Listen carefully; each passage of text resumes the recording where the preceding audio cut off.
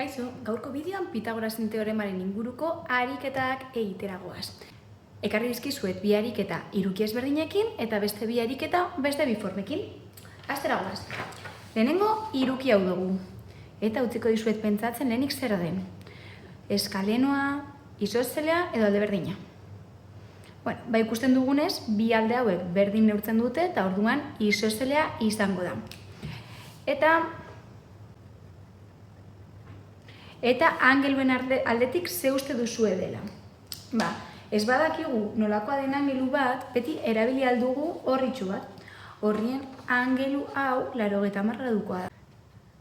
Justo enkajatzen badu zuzena izango da, handiagoa bada kamutza, kasu honetan bezala, eta txikiagoa bada zorrotza izango litzateke. Beraz, hiruki hau isoszelea eta kamutza da. Gogoratu Pitagorasen teoremarekin ariketak egiteko behar genituela hiruki zuzenak. Beraz, hiruki hau zuzen bihurtuko dugu. Nola? Hemen ikakitik marra vertikal bat eginez. Eta horrela lortuko genituzke bi hiruki zuzen. Hiruki zuzen bat hemen egongo litzateke eta bestea hemen. Kasu honetan biak berdinak direnez, bat hartuko dugu eta listo. Orduan, badaukagu gure hiruki isostzele kamutza bihurtu dugu naia hiruki zuzena. Eta hemengo datuekin joango gara lan egitera. Zer daukagu? Gogoratu aldeek izena dutela. Orduan, hemen daukagu angelu zuzena, angelu zuzenaren bi aldetan daudenak izango dira katetoak, ezta? Kateto eta kateto. Kateto honen luzera ez dakigu, hori da lortu behar duguna, eta honen luzera bai badakigu, zeren guztira 74 zentimetro adibidez badira, erdia izango dira 32 zentimetro. Eta hau izango litzateke hipotenusa, alderik luzeena dela, eta ez du ukitzen angelu zuzena. Goazen formula idaztera. Gogoratu, formula dela A ber bi, berdin B ber bi, gehi C ber bi. Non A hipotenusa den, eta B eta C katetoak diren, eta gogoratu B eta C berdin digu hau B edo C den, eta hau B edo C den. Orduan adibidez, hau A deituko dugu, hau nahi eta ez A izango da, hau deitu dezakegu B edo C, kasu honetan B deituko dut, eta hau C deituko dut. Orduan goazen gure ekuazioa betetzera. Hipotenusa A ber bi, esan dugu dela, hau da A, orduan berrogei ber bi. Berdin B ber bi, kasu honetan honi egokitu diogu B letra, orduan 32 ber bi. Gehi C ber bi, C ez dakigu zer den, orduan isa ber bi. Eta orain ekuazioa ebastea baino ez litzateke izango. Berrogei ber bi izango litzateke 1600, berdin 32 ber bi 1024 dela, gehi isa ber bi. 32a batzen dagoenez, kentzen pasako da beste aldera, 1600 ken 1024 berdin isa ber bi. 1600 ken 1024 576 dira. Berreketa hau beste aldera pasa behar dugu, berreketaren kontrakoa errokarratua denez, holan pasako dugu, erro 576 berdin isa eta erro 576 24 da. Orduan, hiruki honen altuera 24 zentimetrokoa edo ematen diguten neurrikoa izango litzateke. Beti gogoratu konprobatzea, hipotenusa luzeena izan behar du. Berrogei 24 baino handiagoa da, bai. Orduan alde horretatik, zenbakiek onartzen dute gure emaitza. Eta honekin bukatuko genuke lehenengo adibidea. Goazen beste hiruki bat aztertzera.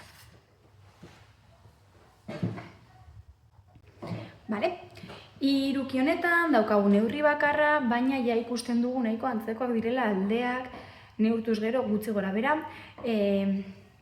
eskusi dudalako, emango liguke alde berdina edo aldekidea dela. Orduan, aldekideen kasuan beti izaten dira hiruki zorrotzak. Zeren, ez dago angeluak ere guztiak berdinak dira. Orduan, zorrotza. Berriro ere hartu nahi baduzue orria eta frogatu ea angeluak nolakoak diren, baina behitu. Jartzen dugu hemen gainean eta ikusten da hemendik doala marra, beraz, esan dakoa. Ez da izango zuzena, zeren zuzena izateko hemendik joan beharko litzateke. Orduan, zorrotza. Bale, badaukagu alde berdina dela, zorrotza dela, eta orduan bilakatu behar dugu hiruki zuzena, ezta? Hiruki zuzena bilakatzeko berriro ere egingo dugu marra bat goitik bera, honi elkartzut, eta horrela lortzen dugu hiruki zuzen bat. Berriro ere lortzen ditugu bi, baina biak berdinak izango dira bi aldetara gauza berdina dugulako. Idatziko dugu formula beti bezala eskura izateko, A berbi berdin, B berbi gehi C berbi, non A berbi hipotenusa den, eta B eta C katetoak eta katetoak. Zer daukagu hemen? Bakarrik daukagu datu bat, 6 zentimetroko, jarriko dugu zentimetroko aldea duela. Baina badakigu alde berdina dela, orduan badakigu alde honek ere 6 zentimetro neurtzen duela, eta alde honek ere 6 zentimetro neurtzen duela. Orduan badakigu gure hirukiaren, zehatalda hau, goratzen duzuen, hipotenusa izango da, ezta? Gure hirukiaren hipotenusa 6 zentimetrokoa dela. Eta kateto hau zenbat neurtuko du, justu erdian badago, hiru alde batera eta hiru bestera. Ezta? Badakigu hipotenusa 6 zentimetrokoa dela eta katetoetako bat 3 zentimetrokoa. Egokituko dizkiegu letrak gero erreza egiteko, orduan hau A nahita ez, eta hau izan daiteke B edo C, jarriko diogu B adibidez, eta honi jarriko diogu C. Eta goazen gure formula betetzera. Orduan gure formulan A berbi esan dugu hipotenusa dela, hipotenusa 6 zentimetro. 6 berbi, berdin, B berbi, kasu honetan hiruari egokitu diogu B letra, orduan 3 berbi, gehi C, kasu honetan ez dakigunez, isa berbi moduan utziko genukena. 6 berbi, 36, berdin, 3 berbi, bederatzi, gehi isa berbi. 36a usten dugu hor, bederatzia pasatzen da beste aldera, positibo dagoen ez negatibo pasatzen da, isa berbi, 36 ken bederatzi, 27, berdin, isa berbi. Eta 27ren karratua ez da zehatza, gogoratu berrek eta karratu moduan pasatzen dela beste aldera. Eta 27ren karratua ez da zehatza, 5,19 edo eman dit niri. Orduan, hau izango litzateke gure hiruki alde berdinaren altuera. Berriro ere, konprobatuko dugu, katetoa ez dela hipotenusa baino luzeagoa, 5 zi baino txikiagoa da, beraz, enkajatu egiten du, eta aurrera goaz beste ariketa batekin. Ikusiko dugu hurrengo adibidea, karratuak dira. Karratua hartuko dugu, gogoratu aurreko bideoan ikusi genuela nola bilakatzen ditugu hiruki zuzenak, eta horretarako hemendik marra diagonal bat eginez lortuko dugu. Kasu honetan geneukan angelu zuzena. Beraz, lortu behar genuena hirukia zen. Eta laukietan, alde guztiek berdin neurtzen dutenez, honek 3 neurtzen du eta honek ere 3 neurtuko du. Berriro ere jarriko diogu unitatea eta goazen formula idaztera.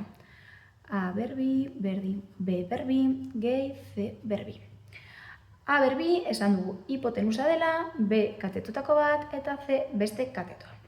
Kasu honetan, zein izango da hipotenusa? Marrarik luzena eta angelu zuzena ikutzen ez duena, hau izango da hipotenusa. Eta ez dakigun ezen baten, isa jarriko dugu, eta gogoratu A letrarekin dagoela formulan. Eta B eta C, esan dugun bezala, berdin diogu zein den zein, eta gainera kasu honetan zenbakiak berdina dira. Así que, hau adibidez B eta hau adibidez C. Orduan goazen formula betetzera. A, hipotenusa, ez dakigu zer den, orduan isa. Isa berbi, berdin B. B, esan dugu hau izango dela, orduan 3 berbi, gehi C. Berriro ere 3 dela, 3 berbi. Orduan, isa berbi, berdin, 3 berbi, bederatzi, gehi 3 berbi, bederatzi. isa berbi berdin 18, eta berrek eta beste aldera pasako dugu, erro karratu moduan, erro 18 izango da 4,24 zehazki. Bai? Eta orduan, guazen ikustera, 4,24 zentimetrok, iruki honen barruan zentzua daukan, eta hipotenusa luzeena izan behar du, falta zitzaigun neurria hipotenusa zen, hipotenusa 4,24, hiru baino handiagoa da, bai, orduan, ondo dagoela dirudi. Hurrengoarekin jarraituko dugu. Errongo honetan, badauzkagu bi neurri, altuera eta oina, bai? Orduan, guazen bilakatzera, iruki zuzen berriro ere. Goitik bera egingo dugu marra bat hemen, eta beste bat egingo diogu elkartzut hemendik. Bai? Eta horrela lortu ditugu 4 iruki. Hau hartuko dugu adibidez, bai? Baina hori, iruki zuzen bat, beste iruki zuzen, beste bat eta beste bat. 4 iruki berdin. Vale? Horrekin goaz orduan formula aplikatzera, idatziko dugu formula beti bezala, presente izateko, A berbi berdin B berbi gehi C berbi, eta guazen ikustera ea zen neurri dugun. Hau goitik bera 8 bada, erdia, 4 izango dira, ezta? 4 hemendik eta 4 beste hemendik. Eta hau hemendik ona 6 badira, erdia 3 eta beste erdia beste 3.